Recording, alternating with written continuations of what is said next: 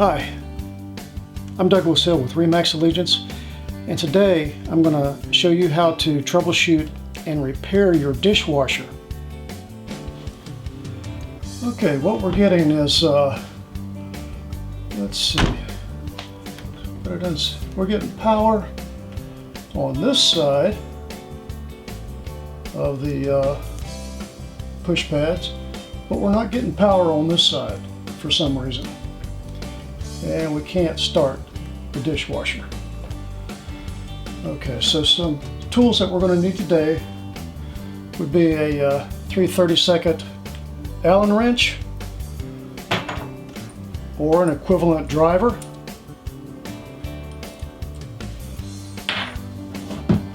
electric drill,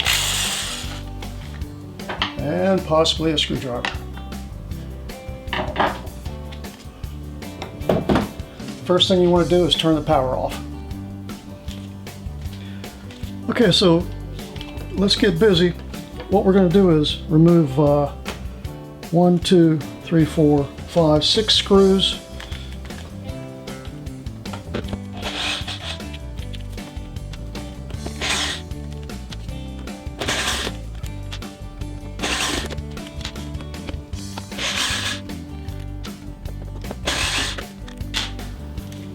Okay.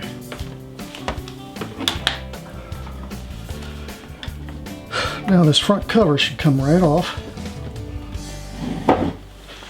Okay, let's remove the cover.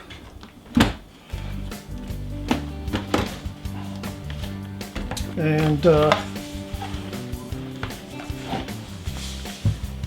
what we want to do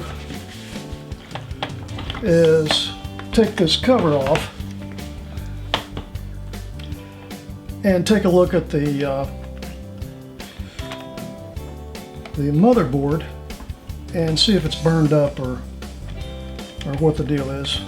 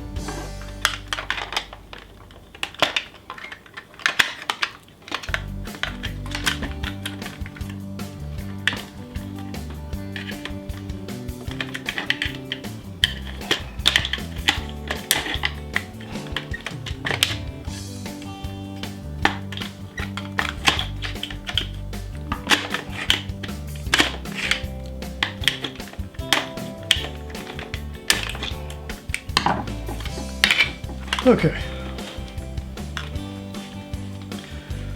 so looking at the motherboard, I don't see any burn marks, I don't see any incomplete circuits, just doing a visual on it. So I'm willing to bet that that it's not the motherboard, and I'm willing to bet that it's probably just this keypad. So I'm going to go online and look and see if I can find just this keypad, just replace that. If I can't do that, then I'll replace this entire part with the keypad. Okay, the new part came in. Looks identical except the color. This is white, and this color is bisque. Bisque is about $120, $130, and white is $60. I've already got probably a 7 to 10 year old dishwasher. And I think that in just a couple of years, this is probably going to turn yellow or bisque anyway. So as long as my dishwasher is working. Okay, so let's get busy and take this thing apart.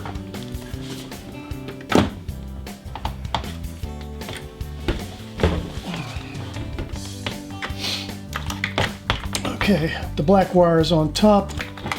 Disconnect this. Actually, I think I could just pop this right off. Pop that off. And take a screwdriver and take this piece off right here.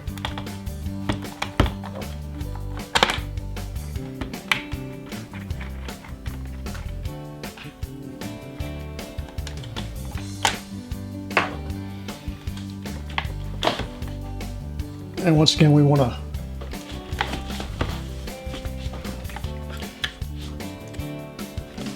you know what? I think I'm just going to pop this whole thing off.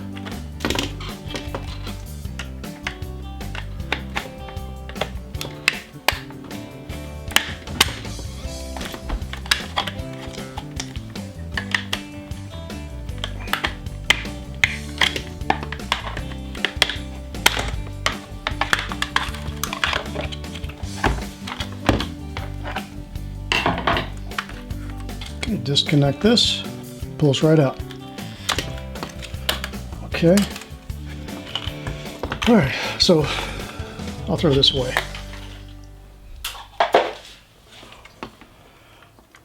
Okay.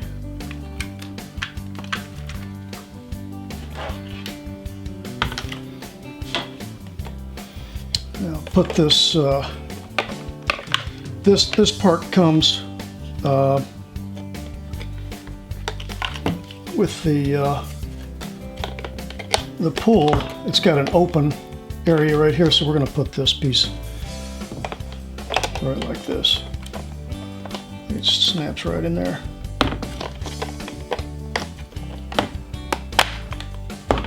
And then put a screw on it.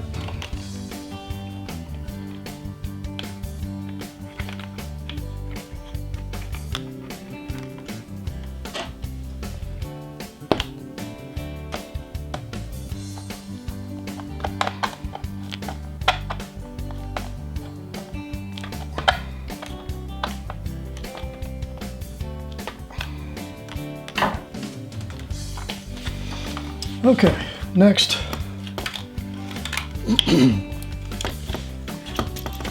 connect the keypad strip to the motherboard. What I've noticed is at the bottom of this strip there's some guides. I don't know if you can see that. I'll try to zoom in. And then there's some guides on the motherboard, so you can't miss. There's like an extra pin here. That one of them of which you don't need, but by the time you slide this in,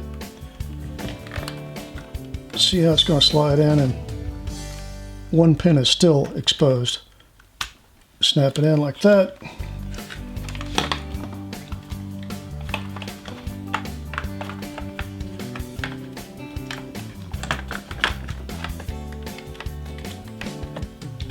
Pop it in like that. Okay, and this pops in without screws. How about that? Now, I just kind of wonder, why did this side wear out and this side didn't wear out? The only thing I can think of, it's really close to a heat source. Steam comes out of here and travels through this opening right here. But if this seal is leaking, I'm wondering if the heat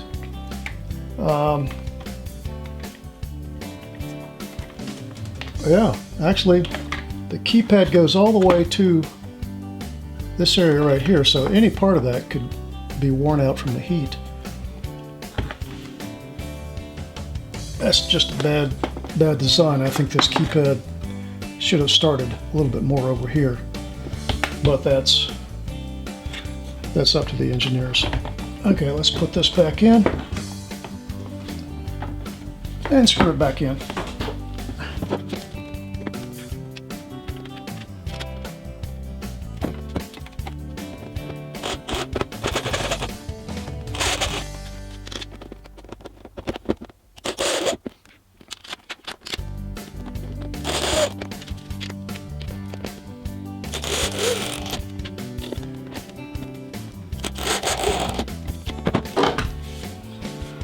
Okay, let's turn the power back on.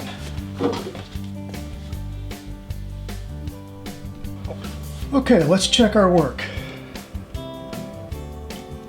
Oh, we got a light on. Okay, heated, dry. Let's see if it starts.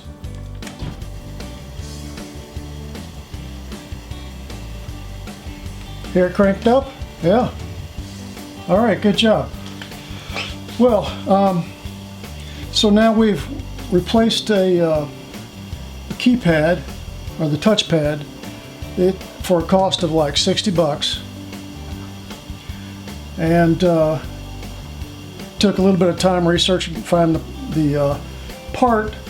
Again, I'm going to leave you the link down below so you can find the part easier. And maybe half an hour to an hour to put this in.